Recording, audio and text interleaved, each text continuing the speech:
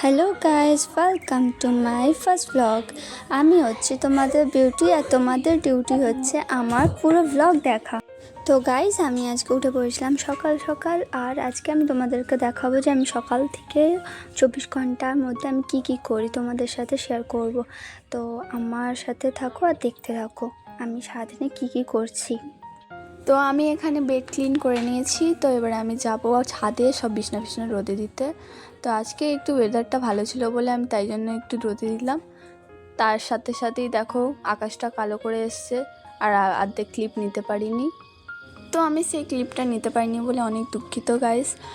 তো আমি এখানে বিছানা নামিয়ে চলে এসেছি। এবারে আমি আর বোন যাচ্ছি ব্রাশ করতে। দেখো,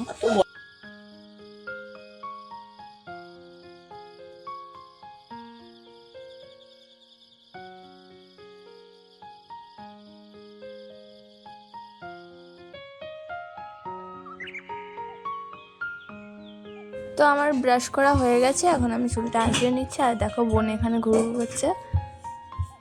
দেখো তো গাইস, এই সিজনটা এত বাজে সিজন। আমার সামনে মানে এত চুল উঠছে, চুল উঠে সামনের দিকে ন্যাড়া হয়ে গেছি। তো কেউ যদি ঘরোয়া রেমেডি জেনে থাকো হেয়ার ফল থামানোর জন্য, তাহলে প্লিজ আমাকে কমেন্টে জানাও। আমি নিশ্চয়ই ইউজ করবো, আর ইউজ করে তোমাদেরকে নিশ্চয়ই জানাবো। তো এখানে দেখো আমার বোন ঝাড় দিচ্ছে, মালতী মাসি হয়ে গেছে, মালতী মাসির মতন কাজ করছে। তো আমাকে মানা করছিল ভিডিও নিতে, তাও আমি ভাবলাম যে না, নিয়ে নিই, ওকে মুখ না দেখিয়েই। তো ওইদিকে বোন কাজ সেরে নিচ্ছে বলে আমিও ভাবলাম যে আমিও কাজ সেরে আসি। কটা বাসন ছিল ধুয়ে নিলাম।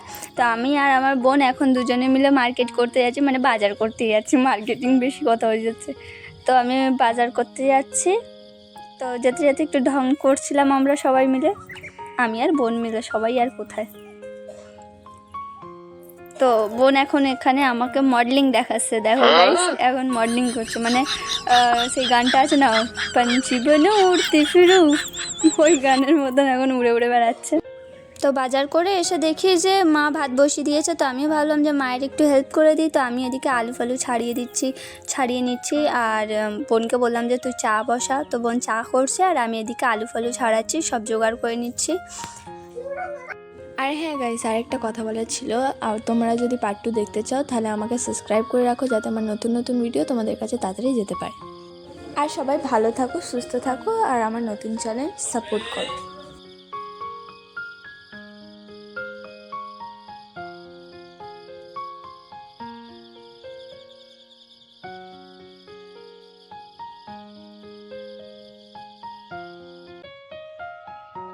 তো আমি ওইদিকে কাটাকাটি করছি, ততক্ষণ বোন এদিকে সয়াবিন ভেজাচ্ছে, ঠান্ডা জলেই ভিজিয়ে দিচ্ছে। আমি ওকে বললাম গরম জলে ভেজাতে, ও বলছে না ঠান্ডা জলই হয়ে যাবে। তো ঠান্ডা জলেই ভেজাচ্ছে। আর আমি ওকে বললাম চায়ের সাথে কী খাবো, তাই পাঁপড় ভাজছে। আর আমি এদিকে আলু ভাজতে চলে এলাম। তো আমি এতে নুন দিলাম, একটু হলুদ দিচ্ছি, দিয়ে আলুটা ভেজে নিয়ে তুলে নেবো। তো আমরা এখানে চা খেতে বসে গেছি, আর আমার ভাই দেখো খেতে বসেছে। ও সারাক্ষণ খালি গায়ে থাকে, আর এত দুষ্টু কি বলবো। তো ও আমাকে বলছে চলো চেস করি। তো চেস করে চা খাচ্ছি গাইস। তো আমার ওইদিকে আলু ভাজা হয়ে গেছে, তুলে নিয়েছি। এবারে আমি সয়াবিনটা ভাজতে চলে এসেছি, নুন হলুদ দিলাম, দিয়ে সয়াবিনটা ভেজে আমি তুলে নেবো। সয়াবিন ভাজা হয়ে গেছে। তো আমি কড়াই তেল দিলাম, দিয়ে এবার তেজপাতা দেবো, আর কিছু গোটা মশলা দেবো। হ্যাঁ, লবঙ্গ দিলাম, গোটা গরম মশলা দিলাম, আর এবারে পেঁয়াজ দিলাম, কাঁচা লঙ্কা দিলাম। কাঁচা লঙ্কা তো না, এটা শুকনো লঙ্কা দিয়েছি। এবারে পেঁয়াজটা ভাজা হয়ে যেতে আদা রসুন দিলাম। আদা রসুনটা একটু ভাজা হলো, যাতে একটু গন্ধটা চলে যায়, তার জন্য একটু ভাজা করে নিলাম। আর এদিকে আমি আমার মশলা তৈরি করে নিচ্ছি। নুন হলুদ জিরে গুঁড়ো দিয়ে, লঙ্কা গুঁড়ো দিইনি, কারণ লঙ্কা ওখানে অনেকটা দিয়েছি। আর আমার বাড়িতে ছোট ভাই আছে, তো ওর ঝাল লাগতে পারে, তার জন্য আমি ওখানে লঙ্কা আর বেশি মেশাইনি। আর এখানে একটু চিনি দিয়ে দিলাম, যাতে স্বাদটা একটু বাড়ে।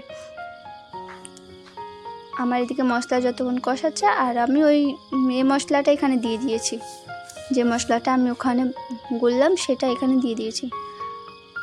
তো ওইটা কষা হতে এবারে আমি এতে আলু আর সয়াবিন তুলে দিয়েছি। তুলে দিয়ে নাড়ানাড়ি করে নিয়ে একটুখানি কষিয়ে নিয়ে আমি এতে জল দিয়ে ঢাকা দিয়ে রেখে দেবো 5 মিনিট। আর এখানে দেখো গাইস, আমার বোনের সাথে আমি একটু মজা করছিলাম, তো ও বলছে আমার ঘুম পাচ্ছে, তার জন্য ওকে ঘুম পাড়াচ্ছিল। তো ওর সাথে একটু খেলা করতে করতে আমার রান্না হচ্ছিল, তো আমার রান্না হয়ে গেল। তো আমার ডেলি ব্লগ এখানেই শেষ করলাম।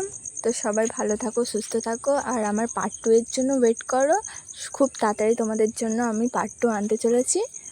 তো সবাই ভালো থাকো, সুস্থ থাকো, love you all, bye by.